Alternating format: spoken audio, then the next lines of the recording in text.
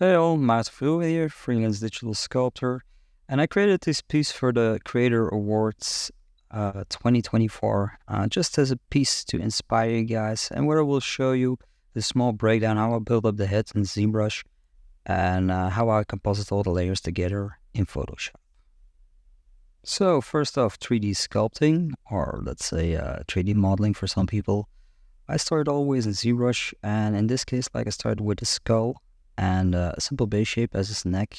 And what I do first is like I use primitives, and I try to figure out the design, the concepts. Like I fill up the eye sockets and modify those. And I also change up the geometry quite a lot with Dynamesh, just to add extra detail to my subtools. So what I'm doing now at this stage, like I just try to figure out shapes. So I'm just, like I said before, using the primitives, changing around things, modifying them. And in this case, like I want to create a robot with a lot of artificial mechanical pieces attached to him. Because the topic, of course, is the fusion between art and technology. And what I wanted to create in this case was a robot that was spray painting an old classical statue. So like I went looking for references in cyberpunk and a lot of other sci-fi illustrations. And where we're at now in this stage of designing, details aren't important. So what I'm doing is creating a lot of extra shapes by extracting them, dynameshing them, and also inserting a lot of primitives because I just want to figure out how things will look. Like I have a certain idea in my head what the final results will be, but in this case, like I never draw anything on paper, so I'm also sketching out or designing it in 3D, and that's what I also enjoy working in ZBrush as an artist. Because my final output will be 3D, I rather have the advantage and speed from already working in 3 dimensions from the beginning instead of starting for a 2D concept. So more shapes being added, and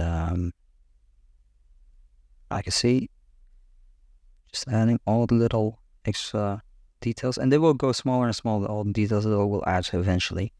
Like in the beginning, it's the big shapes, and as you see later on, like I use insert brushes to add rivets and bolts and everything, and then little tubes.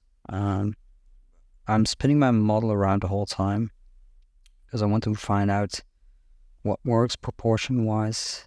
And in the end, like I'm also still changing up shapes because like for me it's having the freedom in 3D to design and tweak all the portions until the final stage. So I'm adding a few small panel lines just by masking off pieces and deflating them. For instance, like also on the side of this thing, like I'm not building up proper geometry as you would have in a 3D modeling program, but because I'm sculpting and I have the freedom in ZBrush, like I can figure out and discover shapes while working on this piece. Like the panel lines that I'm now drawing in is just with a brush, and it won't divide two pieces on the chin, but eventually, like in the later stage, if I want to polish this up, like I can separate those pieces and make separate pieces of geometry out of it. But in this case, like because we're still designing it, it's not important, having the freedom to try anything you want. So I'm going back and forth with the extractions and even duplicating pieces, like I'll duplicate pieces and then I just polish them up again and refurbish them, because that's a nice thing. Like even when you have sphere in ZBrush, like when you duplicate it, like you can easily make a square out of it or a box again or whatever. So what I also did now was like I drew in a little line, masking off some pieces, and by extracting those pieces, like I'm already making the connections, giving it some new geometry. Now we have like an electric cable running to that one piece. So as you see, like now I'm at this stage, I'm beginning to get happy about most of the big elements in the whole piece, and I'm just adding tiny specks of details to it, but nothing, let's say, major at this stage. But it's just for me to translate the shapes and tell the story. And sometimes, of course, like you have to go back and forth a few times to figure out what will be the right shape for the right thing. But I'm also doing this on the fly, without any proper, let's say, 2D concepts. But like I said before, that's the thing that I enjoy working on these pieces, figuring out how shapes hold up to each other in everything. It's okay. I'm also adding a bar here on the back. So what I also just did was I used an insert brush of a very, very small bar, and I just extend pieces and I Z-remesh them. So that means that I give them a new topology, and I can expect pieces, make them longer, move them around, scale them up.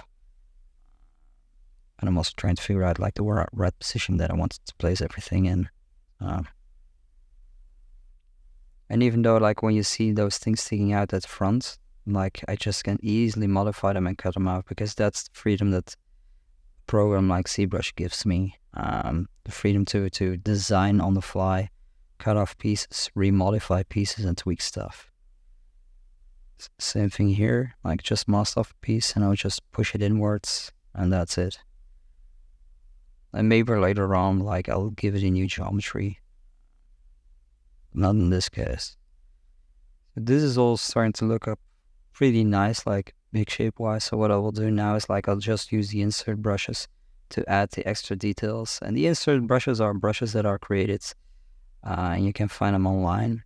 And they just are, let's say, preset with a lot of different tools that people have created, or you can make it on your own. And in this case, it's a pack that's purely built up from all types of bolts and rivets, especially when you, let's say, design a robot.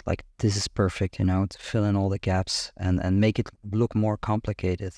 Because that's what I tell a lot of people, when they're designing, try to keep it simple in the beginning, and at a certain point, you just add those little extra touches of let's call it pepper and salt, comparing it to cooking, to tweak it and to make it extra interesting to look at. Because mainly this thing, design-wise, it's fairly simple build up, but it's by adding all those little details like rivets and pipes and pistons, in this case, it becomes way more complicated visually. And the nice thing, of course, with this is eventually this hasn't, I don't need to use it in this case for animation. So purely as a concept, I can play with it as much as I want. Eventually, if I would ever push these things towards animation, everything needs to be, of course, put through topology and rigging, and some things need to be rebuilt. But as long as we're playing with this as an illustration, as a 3D concept, like a digital maquette, this thing is perfect to play around with. So everything's shaping up really nice. So I'm also working on the neck now. So by just adding some tubes, and these in this case are let's call it proxies, something that will help me eventually decide where the design will go. In the next step, I will also sharpen up tools and modifying them, and even replacing pieces just to make them way more sharper for the final image. Because this is, let's say, still the designing phase, still the blocking out phase. So it isn't important if certain shapes aren't perfect yet. Once I'm happy with the total concept, I'll go in again and I'll do the whole revision of the whole piece. So I'm adding fabric here, or the idea that there's some fabric or some rubber happening, quickly inserting something that could be stitches or buttons to create those quick release ideas. Some geometry lacking there, like a connection point visually. This works perfectly.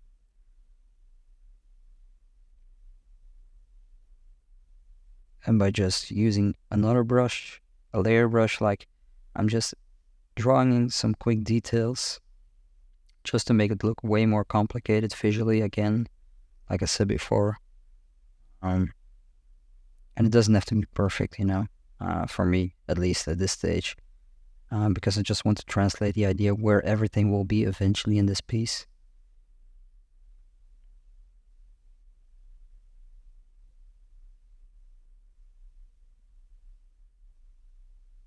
And also, like, because you're still working pretty low res, you can always go back, of course, if you want to tweak or modify certain spots or places. So I'm using a standard brush, so that's just a brush with a small tip. I just refine the skull a tiny bit, add a few more rivets, some more details.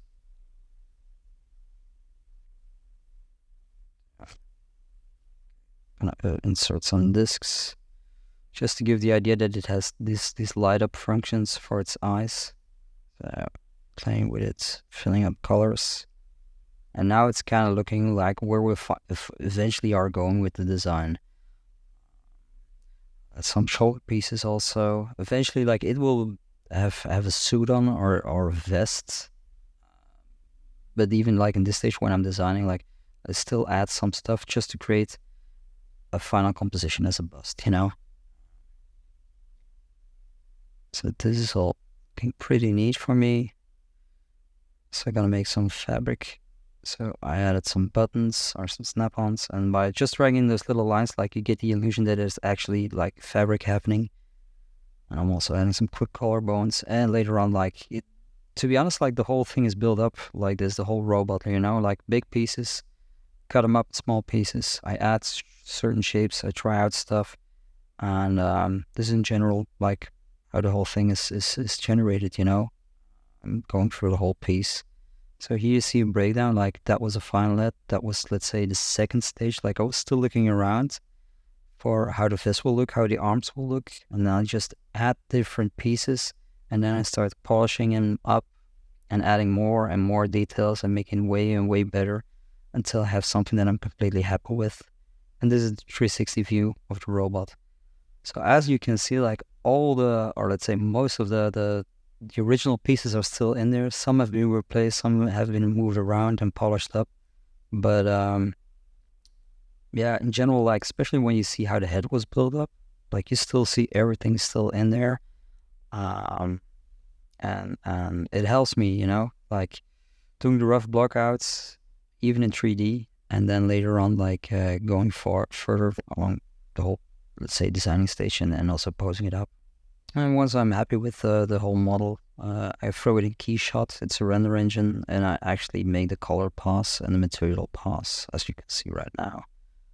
So this is the very first, let's say, color pass. Like, I threw this thing in KeyShot. I just threw on a bunch of different preset materials, and I started tweaking them until I had something that I was happy with color-wise.